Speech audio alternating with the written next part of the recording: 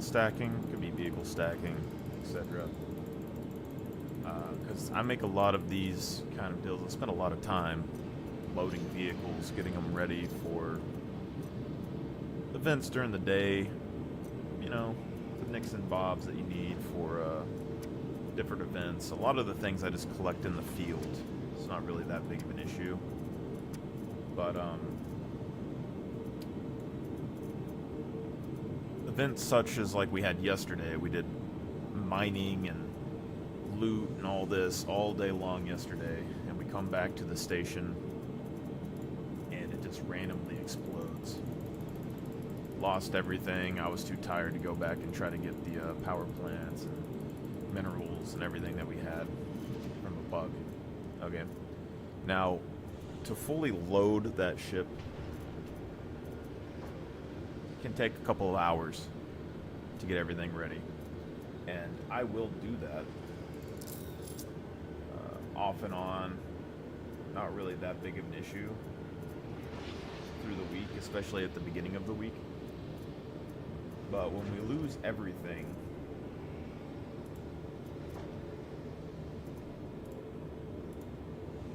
and you don't really have the time to do that anymore, the idea is pretty simple.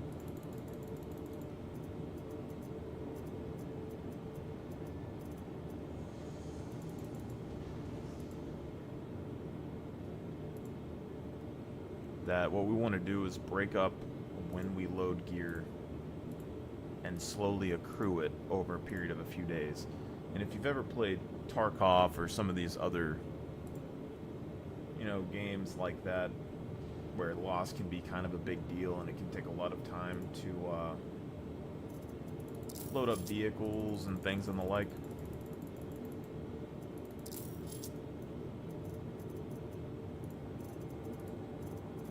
You might already kind of know what I'm talking about.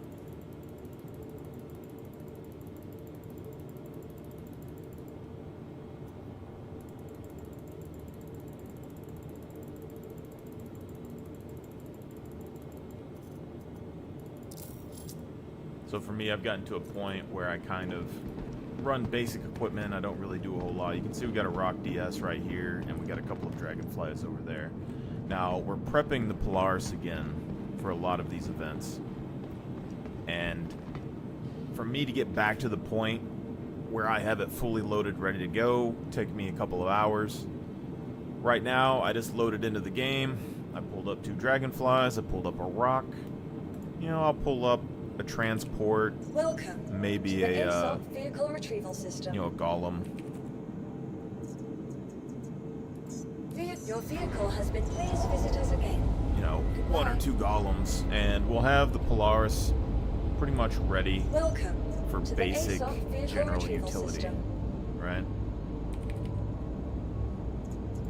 Your insurance Still claim have 2 has been minutes sent. before it's ready, so Thank you. go ahead and expedite it.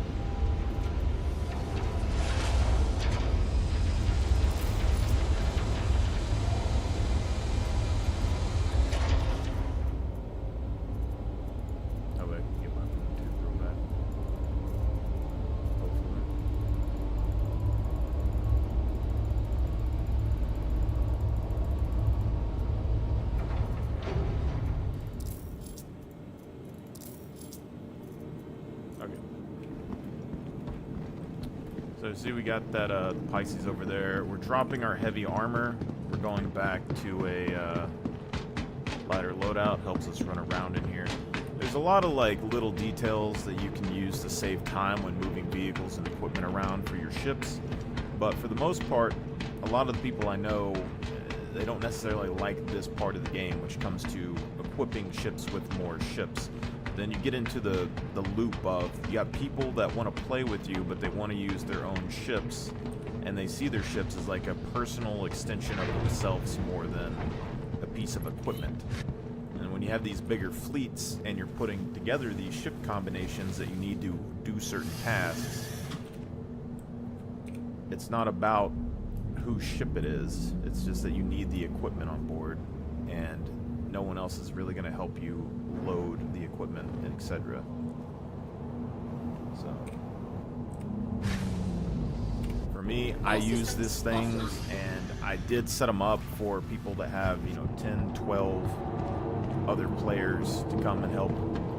And I do that a lot with, like, the Carracks per se. I use the Carracks a lot to farm.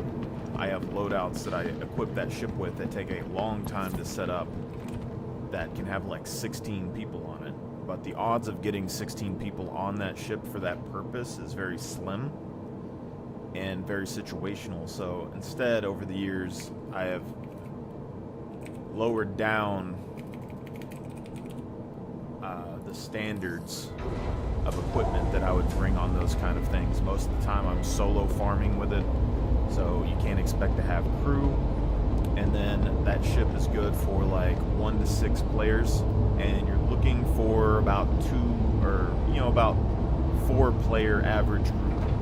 So you need the equipment for 4 players to do most things in the game to farm. And so you need some basic ground vehicles, you need some basic mining vehicles, you need some basic transportation and some cargo moving. But situations where you have, say, Pisces in there, or 2 Pisces versus a couple of cargos or a tractor, there's a lot of different reasons that you bring different equipment on a Carrack per se, and none of those things are necessarily that bad. And then when it comes to loading it, some of the vehicles, say, considering the Pisces here, you can load into the Carrack fairly easily, and 2 Pisces, tractor beam. And so it takes more time to load and prepare these vehicles compared to, say, a Carrack, which you could land next to, say, a pad, spawn some smaller vehicles, load them up with a tractor beam, save yourself, a minute or 2, loading things in, loading things off.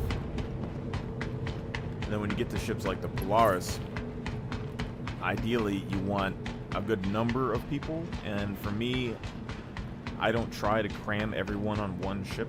I try to extend the ships to multiple vessels so that you have more flexibility in what people can do and all that stuff. So, it's not too shabby.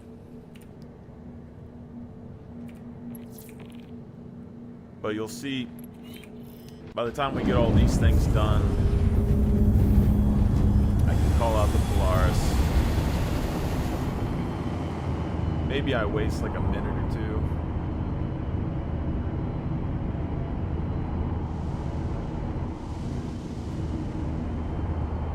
Getting some of these things set up, but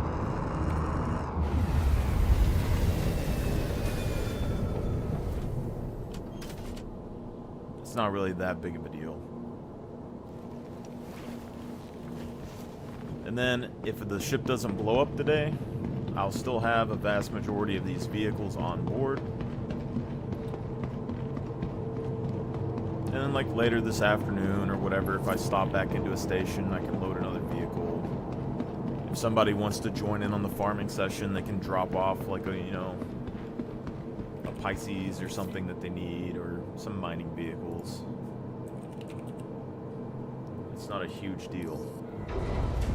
But the way I'm setting most of these vehicles up now is just for general utility, general farming. And so you need a little bit of everything. You need some storage for both, regular cargo, smaller cargo, and also the bigger stuff. So all of that takes time to load and move around, and we got kind of a good system for the Polaris so far, kind of set up.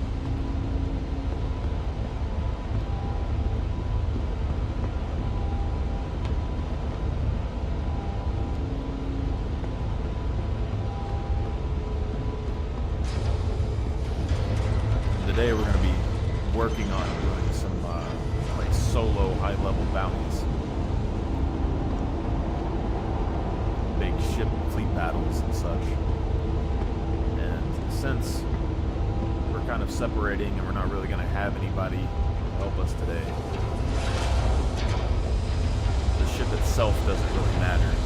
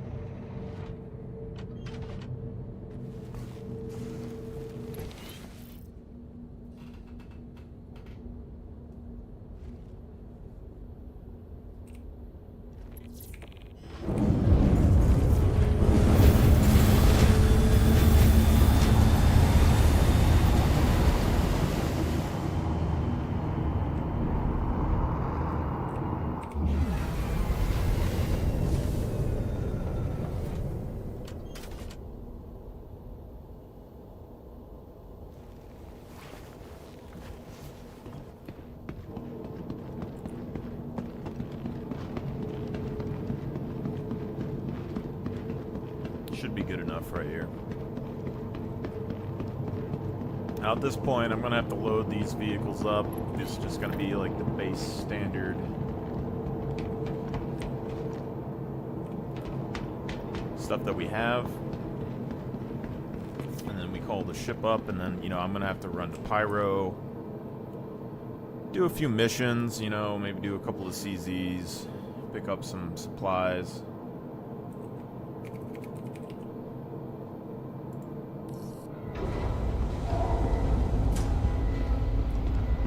Then we'll have to go to Nick's, maybe do a quick little mission grab there. Grab some more supplies, and then we can hit the big mission that I want to hit later. And then the off chance that, you know, we get some more guys online, they can just hop on over. Bring some ships to fill in the gaps. Systems off. Systems activating. Now, if you're interested, I'll kind of show you the basic idea.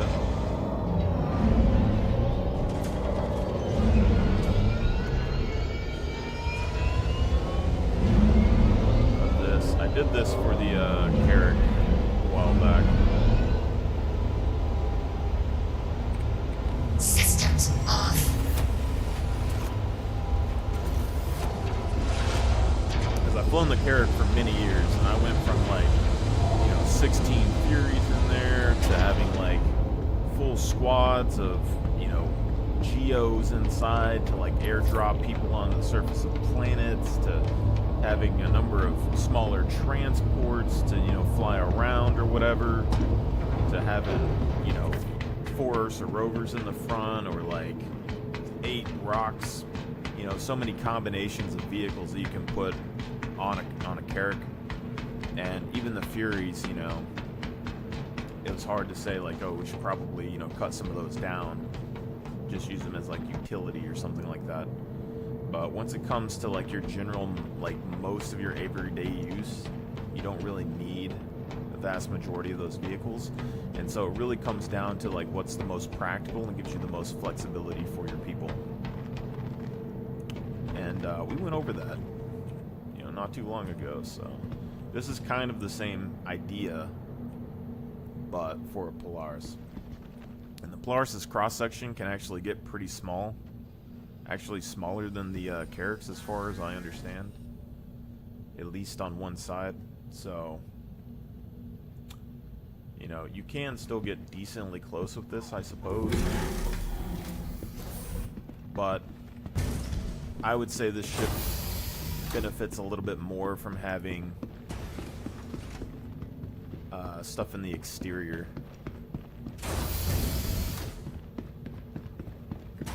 Or like longer range transports.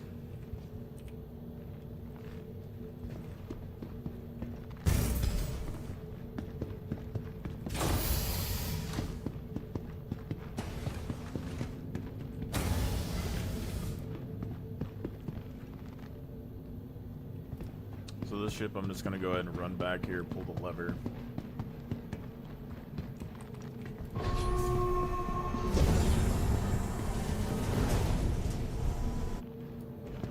And using clothing will speed this up a little bit more. I usually prefer clothing, but I don't have everything that I need right now. So this is the main idea here. We're going to have space right here. You could put a couple of extra ground vehicles here if you wanted to, like backup support or something. But the Rock DS is going to be like our primary, just kind of rover around ground vehicle. It can hold 2 people. 2 people is fine. It can make money. Money is fine.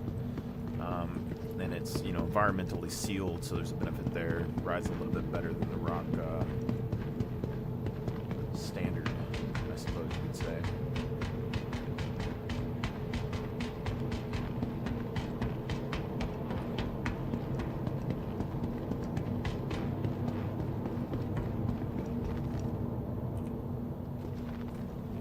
So probably the most important spot is going to be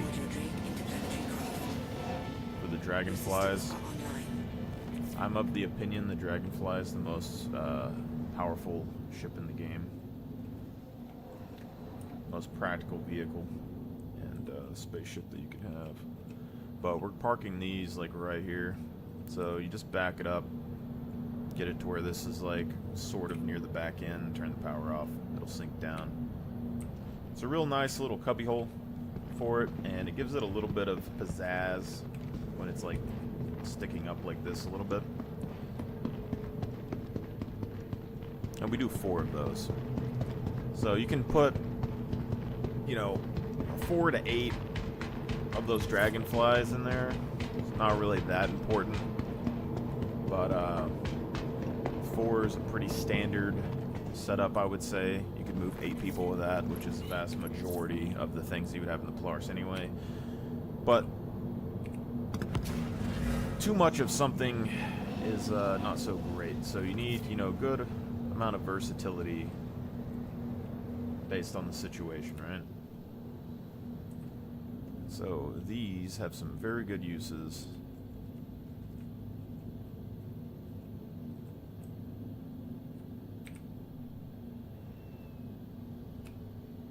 And they're very easy to park in this little snug area right there.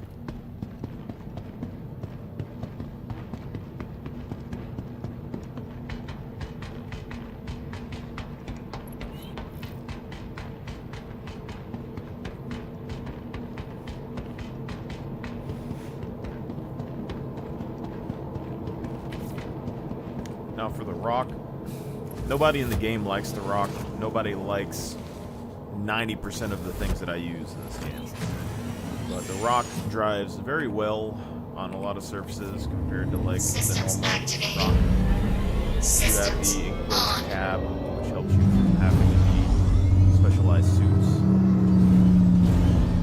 And you can carry a buddy if you just need to use it for like a transport, drop people off or anything like that. Very flexible ride, I must say. It also has a larger collection range, seemingly. So that's really nice, and the articulating arm when using this from inside of a vehicle is very impactful. So this thing can actually extend and rotate without needing to drive the actual vehicle around. And a number of ships, like the Valkyrie, for instance, you can stick this out and harvest minerals from the back of it without needing to unload the vehicle. It kind of negates needing the second person, but it's a little bit more difficult to use when you do that. The scanner can get blocked from the interior of the ship, so you have to like physically see things, but this has a larger collection radius, more articulating, and a little bit more practical in that sense. And then it has more storage capability compared to the normal rock. And it also takes less time to load one of these compared to a normal rock. So there's a lot of little bonuses here that I like with this vehicle. Now, interior inside of this, you can see where we're parking these, right? So we're using this for general utility farming type of ship. So we're going for 2 rock DSs on this side and this side for either side of the ramp. And then you'll see that we have this walkway in the center here, in which this is going to be clear for us to walk down at all times.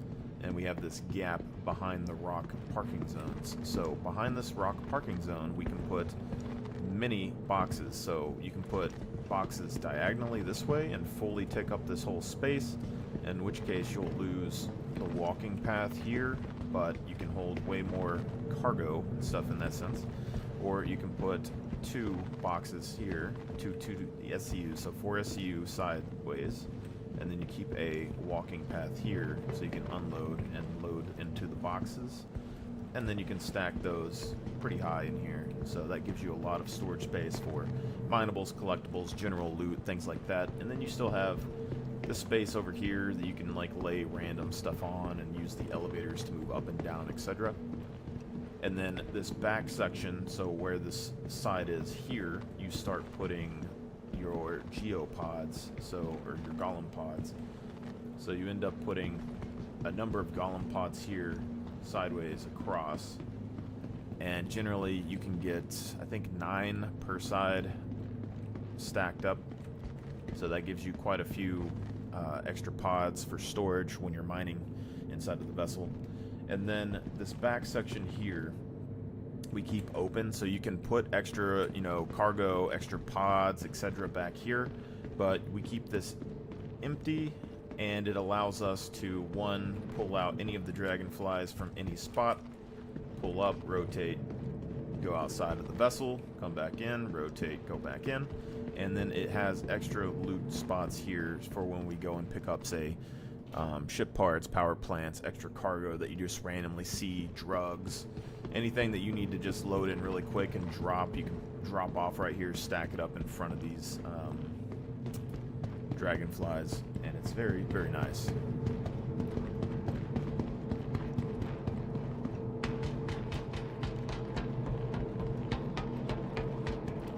Now, when it comes to loading the upper section of this vehicle, we have golems, which very solid. I don't think it's bad. I think you can get these fairly stealthy, so you can use them as a stealth kind of insertion craft. You can't really use the cargo pods for loot, but people can just randomly go and steal all your minables. There's also a lot of mining tricks that I've used over, 10 years that no one else in the game seems to really care about or use, so that is something, and this helps a lot with it. So especially when it comes to farming, the new reputation for minables and things like that, this is a really good vehicle to help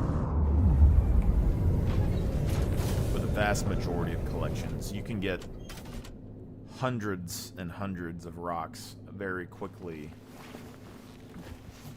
especially in a group when you have all these vehicles together. So with this, it is very important when you park these, so there is just enough room to get to some of these places and still walk around and such. We need to have our hangars functional. The longer I've played this game, the more I know that you need space to move around, and you don't need to cram every single square inch with vehicles.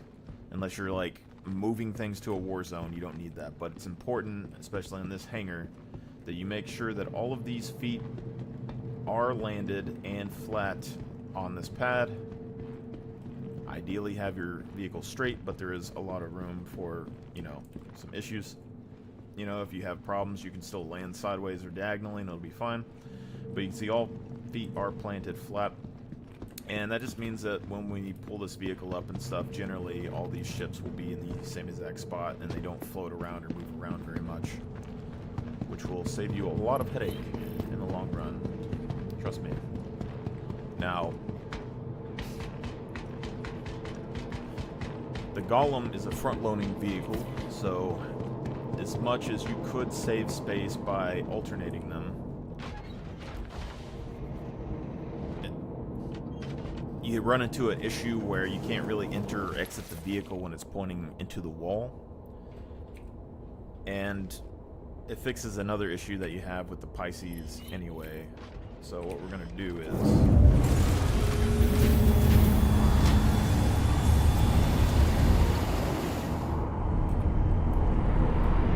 we'll fly these up here. You can see that that's where the other Golem is. We're going to go right next to it.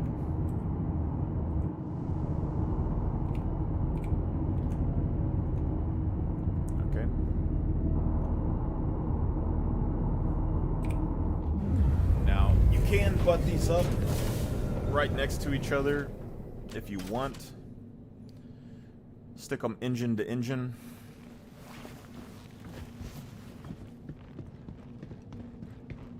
But you can perfectly move around if you give a little space for repairs or whatnot, and you'll have plenty of room over here.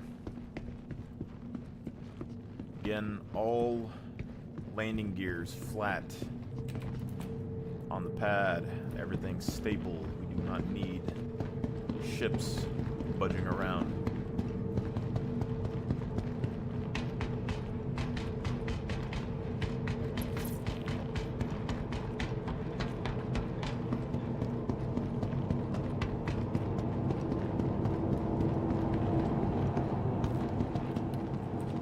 And now we will be taking Pisces, and this will be the start of the loadout for just general gameplay. All systems online. Now, combat is still a big issue with this, so if you do get hit with missiles and things like that, you can still have problems. But you can see there's a gap in between these two golems here, and so with the Pisces, essentially take it and land where the wing is in between those gaps, and make sure all of the feet are flat.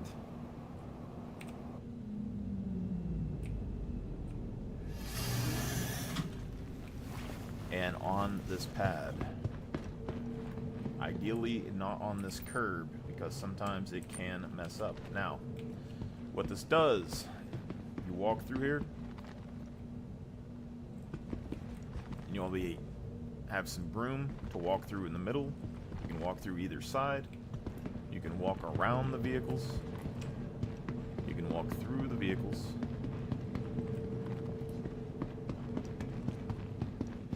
All over.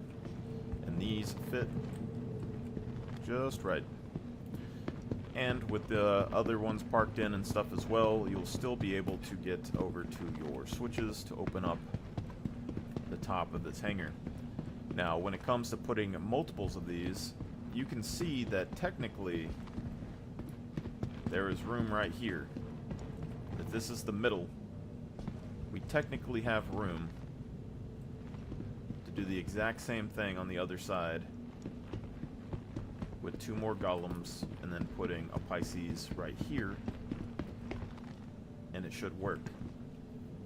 However, there are times where people park these things and they're not really in the best position, right? So they'll park a little bit over right here, or they'll park diagonally on accident, and then this guy, he'll park sideways, or he'll park a little bit too far over, and this right here will end up being on this side of the door, at which point you no longer have enough space to park four on the side. So it's simpler just to do this on this side.